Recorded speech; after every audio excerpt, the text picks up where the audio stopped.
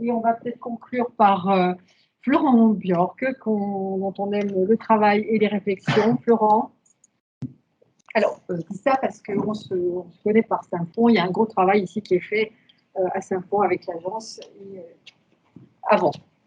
Donc Florian, avec un I. Il n'y a que moi qui... Du coup, oui, je travaille pour la métropole de Lyon pendant 10 ans sur Saint-Fond, mais actuellement, je suis en césure à l'École nationale supérieure du paysage.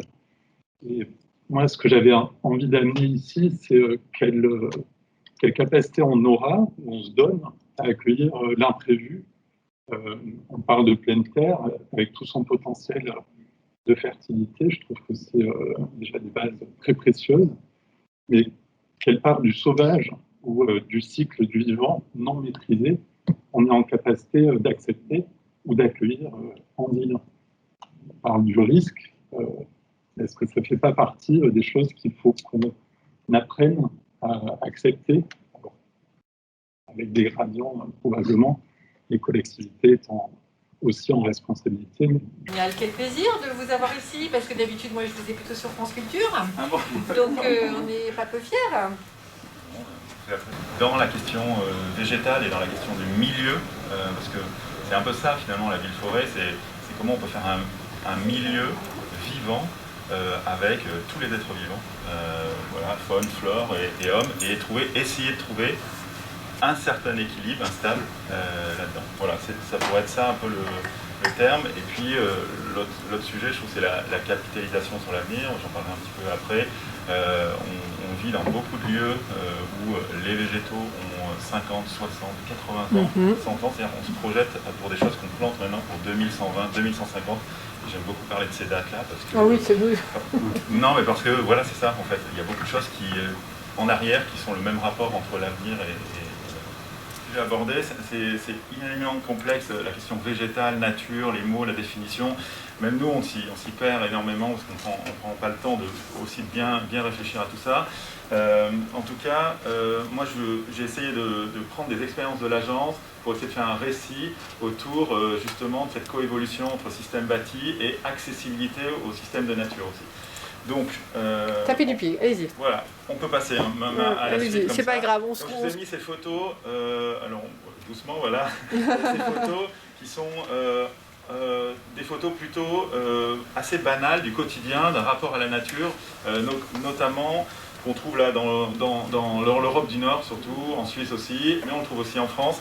Et on en a parlé, de cette question de la divergence et d'une incertitude de la nature qui va évoluer.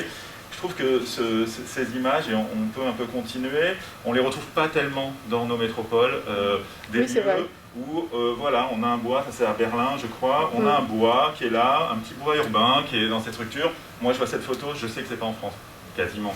Et pourquoi? Et c'est rien, c'est quelques arbres alors qui sont mûrs, mais c'est parce que les réflexions et l'attitude par rapport à la nature, et ce qu'on est en train de mettre en place, ça donnera sans doute ça après. Mais on a un peu de retard effectivement par rapport à cette attitude et par rapport à une gestion aussi libre des choses. Et voilà, c'est aussi une note d'espoir pour dire que tous les projets qui sont en cours vont aussi donner ça. On a des endroits comme ça où on a en plein centre-ville, ça c'est à Hambourg, des systèmes voilà, très denses, intenses, où on ne sait pas si c'est une friche ou pas, mais il y a des choses qui sont intéressantes, on peut passer. Et je voulais faire un parallèle avec ça, parce que pour nous, dans cette histoire d'équilibre et de coproduction des territoires et d'accessibilité à des systèmes nature, qu'on n'a pas obligatoirement au bas de chez soi, mais il faut essayer de le faire au mieux, eh ben, on a ces grands systèmes là, qui sont déjà un peu en place, et nous on travaille sur le plan guide de la vallée de la chimie. Et la vallée de la chimie, on a fait le postulat qu'en 2100, ça serait le futur lieu où tout le monde voudrait habiter dans la métropole de Lyon. Pourquoi? Parce qu'il y a des grandes parcelles, et ça on n'en trouve plus, pour l'instant c'est industriel. Deux, c'est pollué, et la pollution, eh ben, c'est une protection face à la spéculation immobilière, quelque part. Et donc on a le temps, peut-être avec les industriels, d'essayer de préparer des sols, et de venir installer les conditions d'une ville résiliente en 2100, plantée, en tout cas d'accompagner la transformation. C'est le projet qu'on est en train de mener. Et une des idées, c'est de commencer par tisser des liens vers la vallée pour représenter un peu cette vallée dans l'imaginaire collectif lyonnais. Pour l'instant, ça n'existe pas. alors qu'on a des grandes îles incroyables, beaucoup de choses sur les îles, hein, mais on a des lieux qui sont assez intéressants, et notamment des balmes qui sont au-dessus, et on pourrait faire des choses plutôt pas mal là-dessus. On avance, et donc on a fait ce travail aussi avec OMA, maintenant on est passé en mandataire, en mettant, on va dire, en parallèle des réseaux verts, un peu comme des systèmes métro, et des réseaux de parcours, et notamment aussi de réseaux de diffusion de chaleur. Donc on essaie de coupler ces éléments pour faire payer, on va dire, par les industriels, une partie des aménagements publics. Voilà. Et si voilà, on avance, on a fait un peu cette carte qui montre les réseaux des allées, notamment la haie de Fontenay, la haie de Gerland, qui pourraient être des projets pour venir commencer à tisser des accès au sud, la Via Rona qui est en projet, et puis ce projet-là qui est assez avancé sur, au moins dans un premier temps, essayer d'installer un espace public lié autour de la mobilité douce et du système planté et de l'épaisseur plantée dans la vallée, en complément d'une valorisation de ce qui existe, notamment le parc des Balmes. Si on continue un tout petit peu, bon, c'était les images de référence sur quoi à quoi ça pourrait ressembler, mais on va passer à la suite, aux autres cartes. Je suis désolé que ce soit comme ça. Mais, non, mais on vous accorde une voilà. dernière minute. Voilà l'image qu'on souhaiterait avoir. Et, je vais vous appeler Scrollman. Autre idée, notamment à la Vallée de la Chimie, c'est d'en faire un lieu de ce réseau de perméabilité, mais aussi de valoriser les parcelles qui sont là et d'essayer de faire un système de paysage productif. Donc, on a repéré que dans la métropole et un peu partout, la question de la terre, et notamment du prix des terres, est assez compliquée, et il y a spéculation là-dessus. Donc, on s'est dit, il faut inventer, on peut descendre à la suite, on peut inventer justement des expériences peut-être autour d'une nouvelle fertilité, c'est-à-dire travailler le projet de cette manière-là, c'est-à-dire très classique, en mise en réseau et mise en relation des choses, mais à l'intérieur, venir percoler toute une série d'expériences autour de la production de la terre fertile issue, au sens large, des déchets de la métropole, c'est-à-dire les limons qui sont envoyés en décharge, et ça c'est le travail qu'on fait avec la métropole, avec Frédéric Ségur, et de valorisation, et d'en faire un lieu, une décharge au sens noble du terme, d'attente, un lieu de ressources pour aller capter des matériaux, pour ensuite renvoyer ces matériaux fertiles dans la métropole. Donc on est bien sur l'économie circulaire des ressources, et de se servir de ça, et de laisser justement en place des choses qui s'installeraient, et qui commenceraient, par cette logique-là, à installer une certaine fertilité dans la vallée. Donc c'est comment on détourne le système économique du paysage productif pour faire payer par d'autres le fait de laisser une fertilité à cet endroit-là. Oh. Voilà. Et juste quelques images. On commence donc par ce réseau. On a repéré des endroits qui sont intéressants, notamment la Lonne de Pierre Bénite qui est ici, sur lequel on a une expérience qui est en cours de production de terre fertile issue de déchets avec plantation de biomasse aussi, et un contrat avec une entreprise pour 15 ans d'installation d'un paysage temporaire productif sur toutes les parties ici, le long de l'autoroute, qui sont soumises au PPRT, donc qui vont être détruites. On va installer justement ce paysage de production pour préparer les terrains. On le fait aussi sur la plateforme Terre Fertile 2.0, où l'ensemble des acteurs de la métropole en service d'espace vert se sont rassemblés liés à un appel à projet pour produire justement de la terre fertile issue des déchets. Et l'expérimentation finale, on l'a fait sur le champ qui est ici, avec une fabrique à terre qui est en place, et ce modèle urbain un peu atypique qui est le champ, qui est permise par plein de choses. Je n'ai pas le temps d'en parler, mais on en parlera une prochaine fois. Ah, mais pour l'interview que vous allez nous accorder, donc bravo, parce que vraiment, monsieur Frédéric, vous n'avez pas fini d'en découvrir des choses dans votre parcours, et un grand bravo, Bertrand.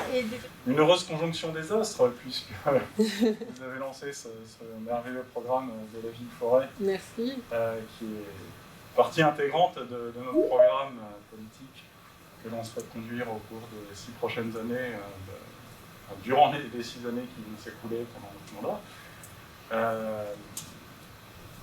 Il y a vraiment un lien qui est assez fort entre l'homme et la nature qu'on souhaite développer.